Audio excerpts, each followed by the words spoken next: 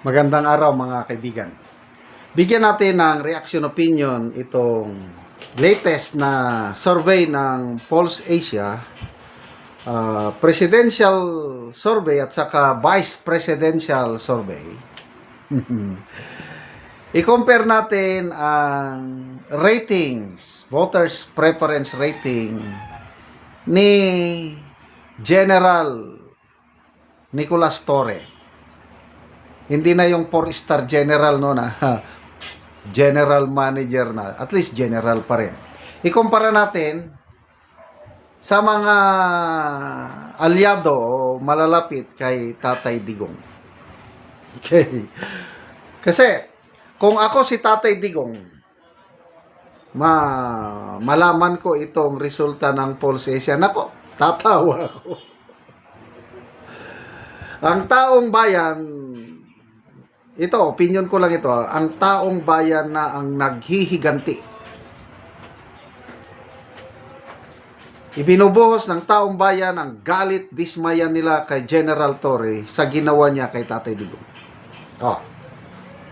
Presidential survey. Si BP Sara nakakuha ng 49%. Si General Torre is 0.1%. Ano ngayon? Sinusuka siya ng taong bayan. Doon naman sa vice presidential race, ang nangunguna, Bongo, 27%. Pumapangalawa, Senator Padilla at 23. Tama ba? Yeah. 23%. Ay, hindi. 21 ata. I'm sorry. 21%. So, ang top 2 vice presidential candidates, mga aliado ni Tatay Digong, Bongo and Padilla. Compared mo kay General Torre, nakakuha lang siya ng 0.5%. Oh, ano ngayon? Ang taong bayan, minamahal pa ba nila si Tatay Digong? To me, yes. Kasi kung ang taong bayan, baliwala na si Tatay Digong, hindi nila pipiliin si BP Sara, hindi nila pipiliin si Bongo at Padilla sa mga sorbing ganito. Kaya, malaking pagkakamali talaga ang ginawa ng group effort ng Marcos Jr. administration. Kung mayroong worst political mistake na ginawa ng Marcos Jr. administration, yung pagkidnap, pagpakulong nila kay Tatay Digong. Akala nila, pag mapakulong nila si Tatay Digong mapalayo, is unti-unting hihina ang political base ng mga Duterte. They were entirely, totally wrong. Dahil lalo ngayon naging solid tayong mga DDS. Naging solid tayo dahil sa nangyari kay Tatay Digong.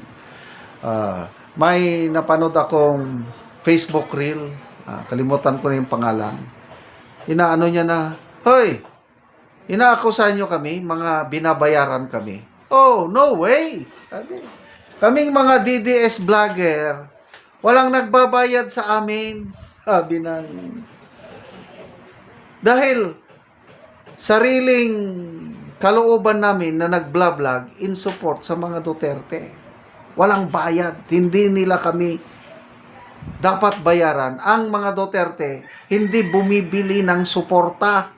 Hindi katulad sa kabilang kampo na mga trolls, ginagastusan nila ng trolls, plus ang mga vloggers binabayaran para lang may susuporta sa kanila. Sa Duterte, hindi. Kanya-kanyang kanyan ang mga Duterte vloggers. Di ba?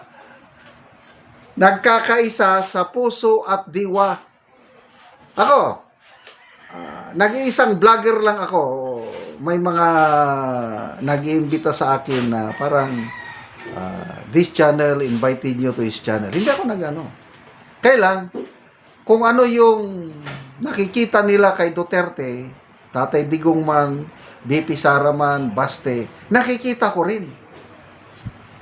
Kaya mayroong unseen, hindi nakikita na banding ng mga DDS vloggers plus mga DDS supporters. Yan ang hindi nila kaya. Yung organic na suporta ng mga DDS vloggers and supporters. Kaya ito, sa Pulse Asia, grabe. Ako, natutuwa ko despite more than 3 years na yung pang-aatake, paninira nila kay BP Sara. Lalo na itong impeachment trial niya, akala nila masisira nila ang credibility ni BP Sara. Hindi, lalong lumalakas. Kasi itong Pulse Asia survey na ito is all regions nangunguna si BP Sara. Balance Luzon, dapat sana ito teritoryo ni Marcos at saka ni Leni. Bakit nangunguna pa rin si BP Sara sa Balance Luzon? NCR. Dati, mas mababa si BP Sara dyan. Ngayon, nangunguna na siya. Lalo na kung Visayas, lalo na kung Mindanao. So, good luck! Maalala ko si Richard Hidarian. Yung, anong tawag doon? Sub-Saharan Desert daw. Yung inakusan niyang mga taga Mindanao na parang kulang tayo sa... sinasabi niya, presidential material daw si Torre. Nasa na? Professor bang tawag sa kanya o political analyst si Darian? Anong masasabi mo?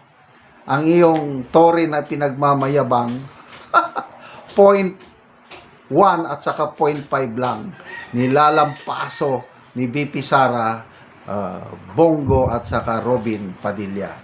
Salamat mga kaibigan sa inyong pagsubaybay sa channel nito. Nakakatulong kayo ng malaki sa tribong Talandig ng Bukidnon dahil ang sweldo natin sa channel nito is pantulong sa tribo. Namimigay tayo ng libreng yero at pako para makapagpatayo naman sila ng mas maayos na tirahan. Panoorin nyo ang video nito. Una ni ang mga yero nga ipanghatag sa mga tao. So, ilang gibutang. So, kay ulan man, ugma ni ibahin-bahin sa mga tao nga nagpatindog og balay.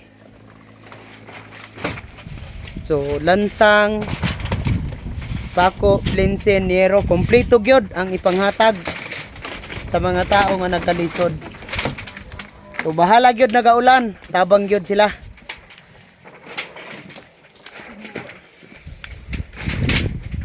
Kay dirni sa among lugar, dagan gyud nga pags.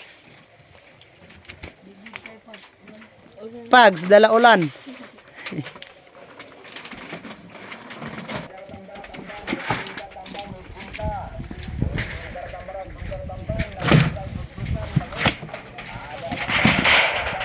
$390 kayero.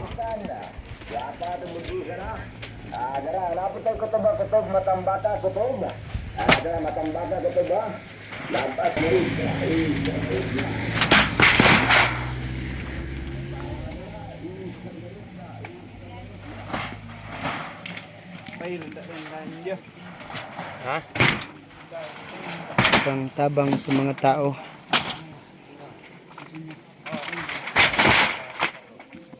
Nga mga daot na ang ilang balay. Marami.